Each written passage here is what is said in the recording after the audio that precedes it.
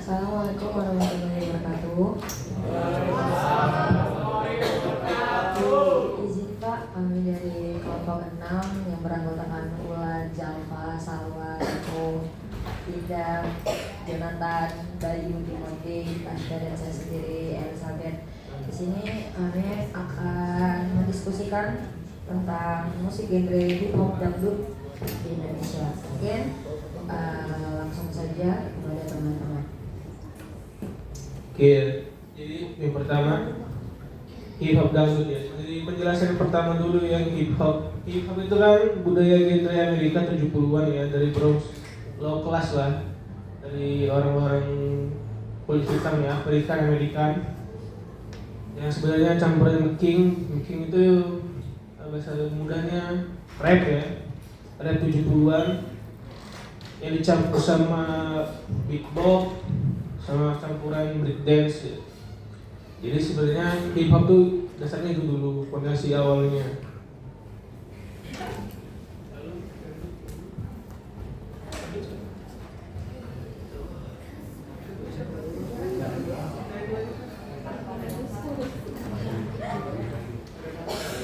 Kemudian ada percampuran dari musik dangdut sama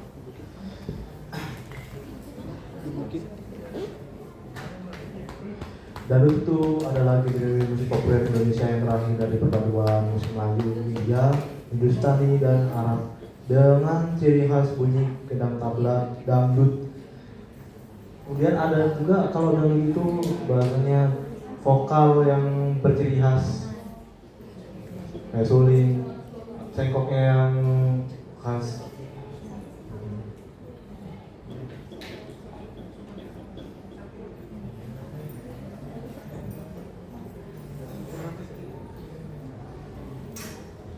Jadi sebenarnya hip-hop itu adalah contoh akulturasi dua budaya beda benua.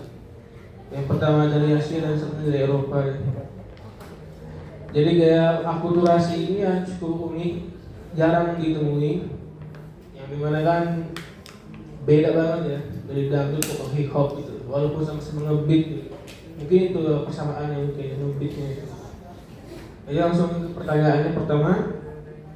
Baik, untuk pertanyaan yang pertama, mengapa dangdut hip hop itu mudah diterima oleh generasi muda? Kepada teman-teman, jawab.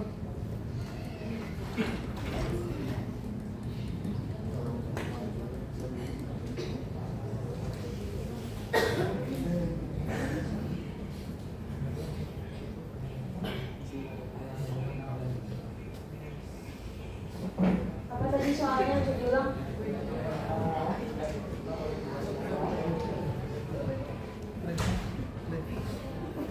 Karena menurutku hip hop itu termasuk genre lagu yang seru.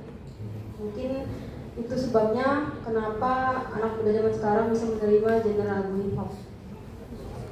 Dan juga asik gitu, apa namanya lagunya, lirik-liriknya juga.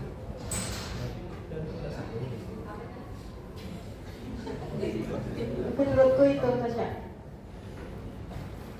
Ada yang ingin menambahkan?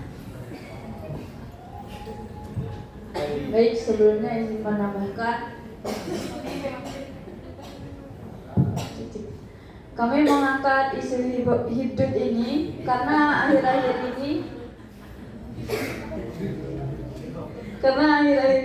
booming ya, seperti lagu yang baru-baru datang yaitu Garangan Madu.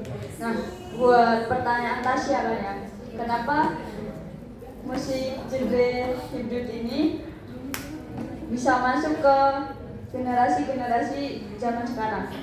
Nah, semakin berkembangnya media sosial, di situ banyak yang memperkenalkan. Awalnya pun genre dangdut ini sudah ada sebenarnya dari 10 tahun yang lalu, yaitu dibawakan oleh band NDX AK.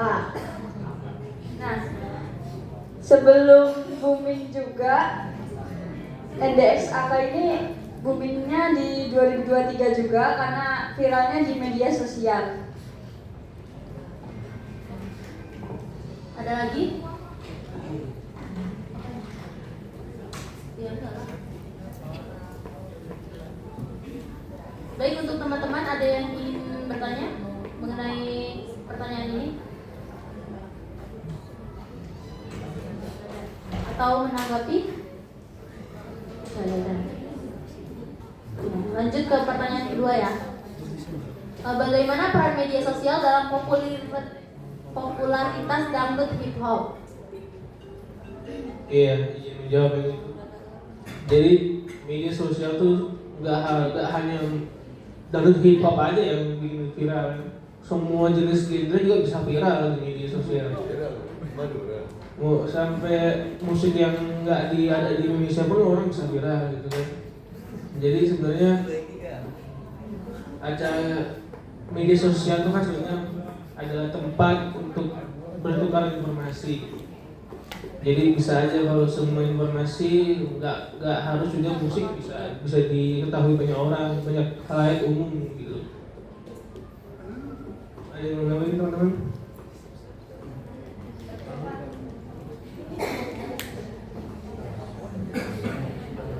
Nah, bagaimana peran media sosial dalam popularitas dangdut hip hop? Baik, peran media sosial untuk popularitas itu sangat penting. Di zaman sekarang, mau masuk kemanapun, mau mempromosikan apapun itu pasti lewat media sosial. Yang terutama yaitu di Instagram. Dari situ nanti kita jalan ke media sosial yang lainnya seperti TikTok, Facebook, dan YouTube. Untuk popularitas sendiri, itu bisa tergantung pada audiens yang melihatnya. Kalau mereka menyukai karya ataupun genre yang sudah ada di situ, mau nggak mau yang melihat itu pasti akan menyebarluaskan kemana-mana. Nah, dari situ kita jadi tahu apa yang populer pada saat itu, seperti hip hop dangdut ini.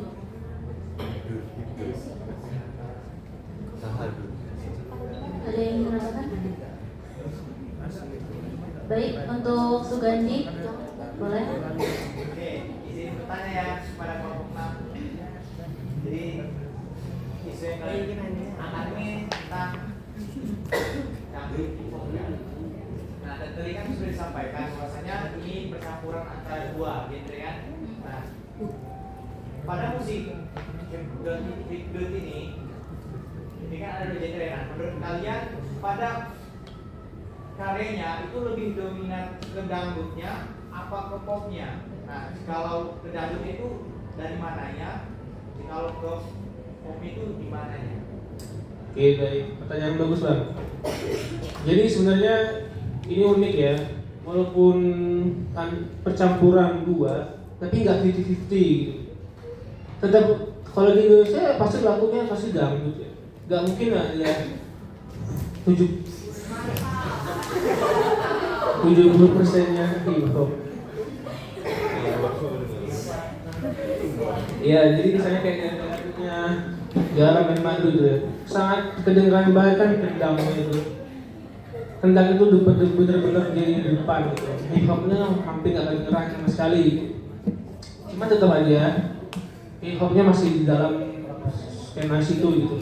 Kayak alat musik kendang, banyak banget kayak pakai pola-pola dangdut, cetak gitu kan. Dan itu sering dipakai gitu. Walaupun kadang kedengarannya masih modern, karena dibungkus karena hip hopnya itu, jadi dia akulturasinya kena di situ dia.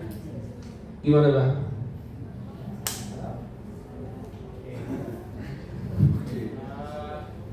Lanjut ya, tanggapannya. Ini kan yang kita ketahui jam ini berasal dari Indonesia kan. Nah, dengan adanya genre ini, apakah kemurnian dari dangdut asal Indonesia itu terhapuskan atau malah terbantu dengan ada genre visual program atau bagaimana?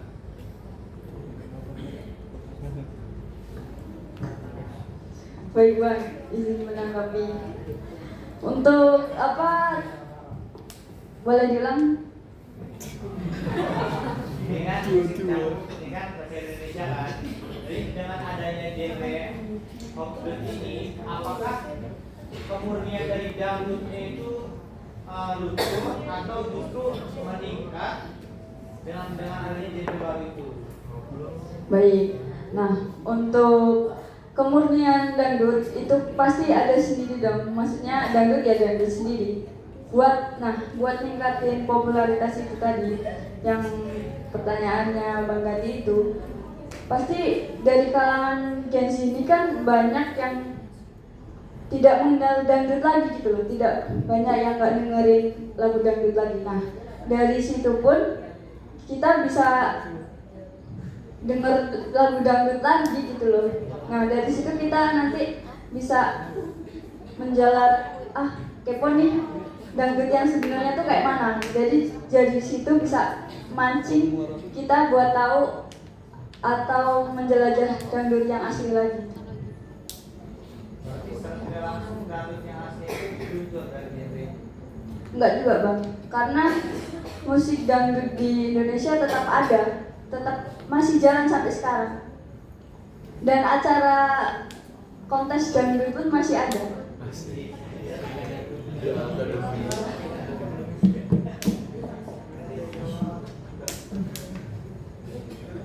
Gimana Bang Gandhi?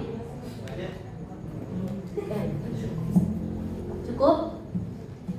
Untuk pertanyaan kedua dari Ajel, boleh? Oh udah, ya udah.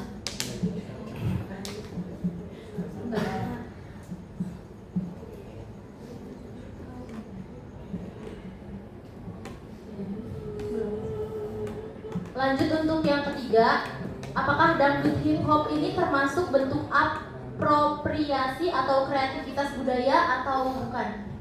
Oke, izin ya.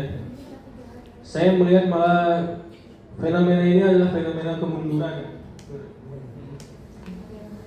Di mana musik bukan dilihat lagi liriknya, hanya enak didengar aja udah.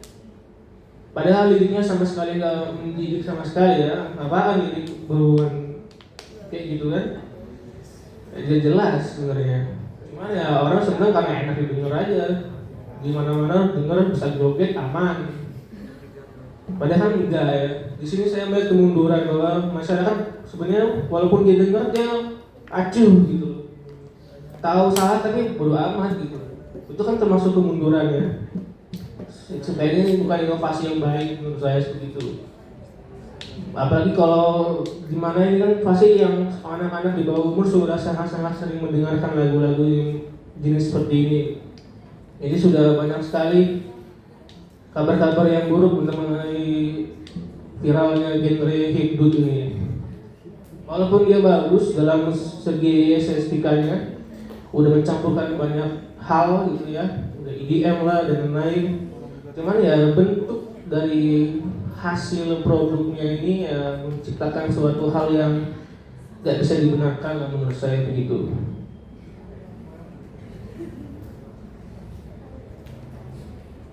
Apakah ada yang bertanya mengenai hal ini? Oke, Walter silakan Walter. Berarti dari pernyataan Kimo tadi semua hasil daripada genre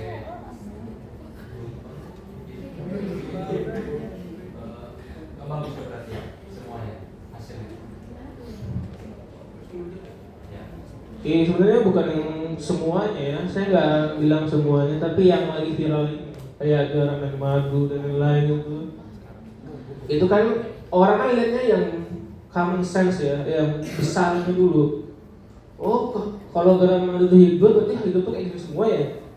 Kan orang yang nggak bisa berpikir dalam kan gitu mikirnya.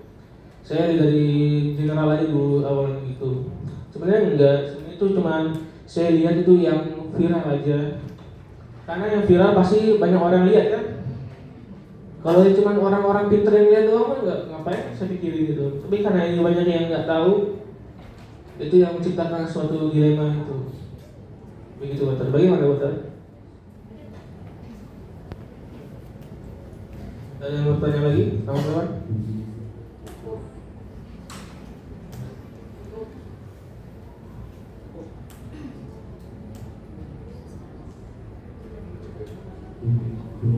Apakah ada yang ingin menanggapi lagi? Sudah? Cukup? Oke, lanjut ke pertanyaan berikutnya.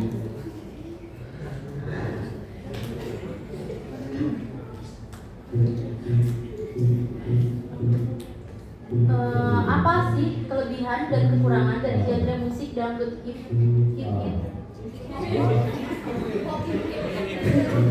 hop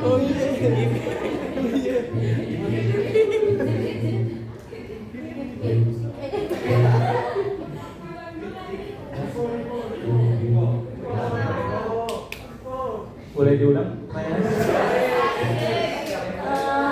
Kelebihan dan kekurangan dari genre musik dangdut hip hop. Mungkin saya akan menjawab pertanyaan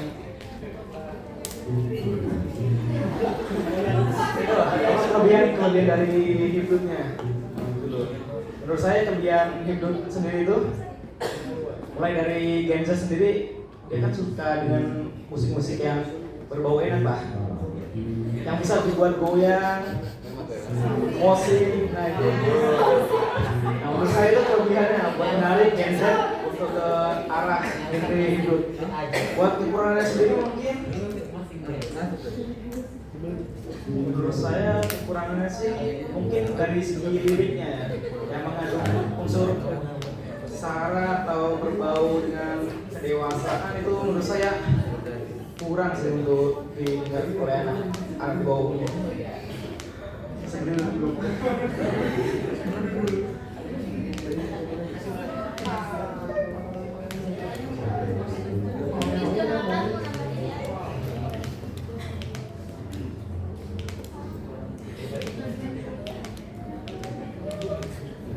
Baik, sedikit menambahkan kelebihan dan kekurangan itu.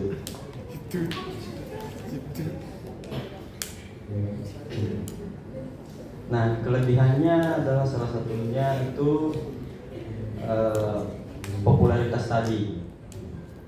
Jadi ini banyak yang suka dengar lah. Kita lihat aja di masa Gen Z ini banyak yang mendengar karena soundnya enak. Nah, kekurangannya itu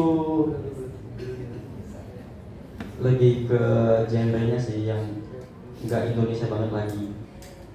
Jadi unsur dangdutnya itu kayak berkurang aja gitu.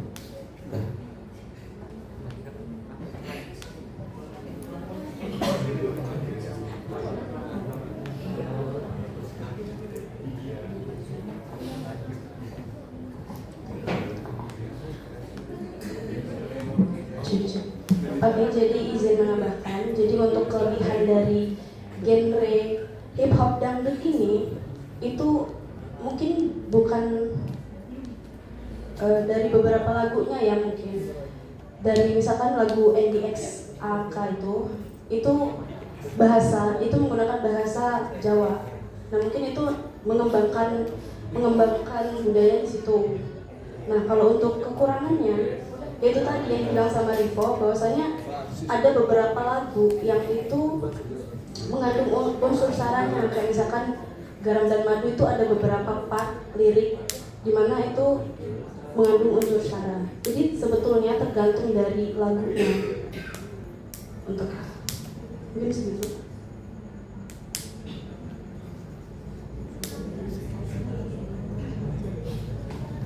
Oke, izin nambahin ya. Mungkin untuk tadi kelebihannya itu sebenarnya kalau musik hipdut ini kelebihannya itu minim ya sebenarnya. Karena mungkin kalau misalnya yang kita tahu di TikTok itu ada yang namanya FOMO gitu kan. Jadi anak-anak di TikTok itu kadang-kadang bikin velocity pakai lagu itu gitu kan. Terus habis itu kalau untuk kekurangannya kalau untuk kekurangannya itu seperti yang Wulan sama ini tadi sih, ya unsur sara itu sih. Udah cukup.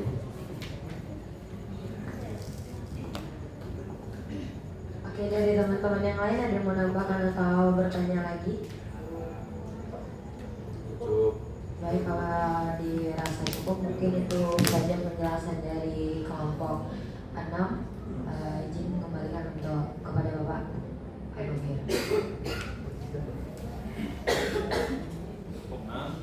terima kasih tentang apa tadi itu hip hop dulu ya hip hop dulu ya jadi kita bahas soal musik hari ini kita akan melirik ke belakang maksudnya ada identitas musik itu kan ada musik hybrid dan sebagainya. Sementara dangdut itu pun sebenarnya kan musik hybrid, bukan musik asli kita, tapi setelah sekian tahun dan sebagainya dipopulerkan oleh Raja Dangdut Dunia Rhoma Irama yang baru berulang tahun kita 5 hari yang lalu, yang dirayakan oleh Indonesia sendiri. Nah, kan beliau yang menggunakan musik dangdut itu sehingga itu jadi musik Indonesia. Dangdut is the music of my country, dipopulerkan pula oleh si Pop dan sebagainya. Itu merupakan musik hybrid yang datang dari musik India dan musik Melayu, sehingga dan dihybridkan lagi dengan musik hip hop yang ada dari Jerman. Oke, itu dari itu. Otomatis kita dapat lihat musik dangdut. Oh, ini kita kaji itu ada musik hybrid dan sebagainya. Nah, ketika lebih keselera dan sebagainya, lirik tidak mendidik dan sebagainya, otomatis kan kita perlu pertanyakan lagi seperti apa sih proses pendistribusian musik ini?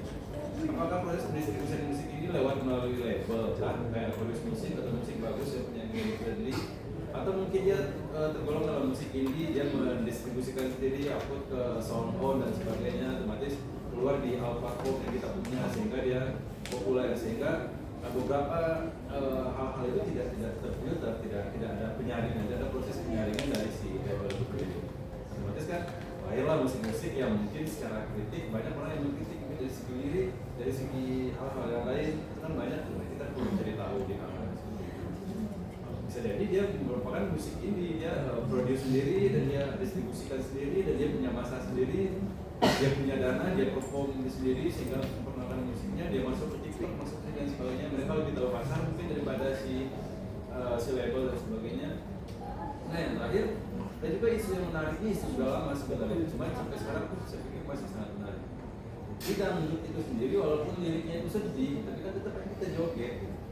Nah itu kan sebenarnya menjadi sebuah isu yang menarik juga, walaupun kalau sudah tidak sedih, tapi ketika orang ada hajatnya kan tetap aja joget.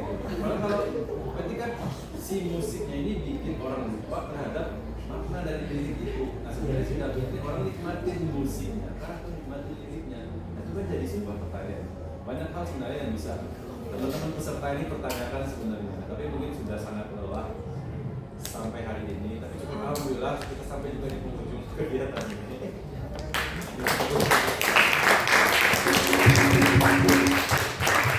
Mungkin itu ya, terima kasih kelompok 6. Saya berharap ya ini 6 jam lah lebih kurang. 6 jam lebih kurang saya pikir kepalanya sudah sangat panas. Saya berharap kepala yang panas itu nyampe di rumah atau nyampe di hari berikutnya itu tidak dingin, seenggaknya masih hangat lagi.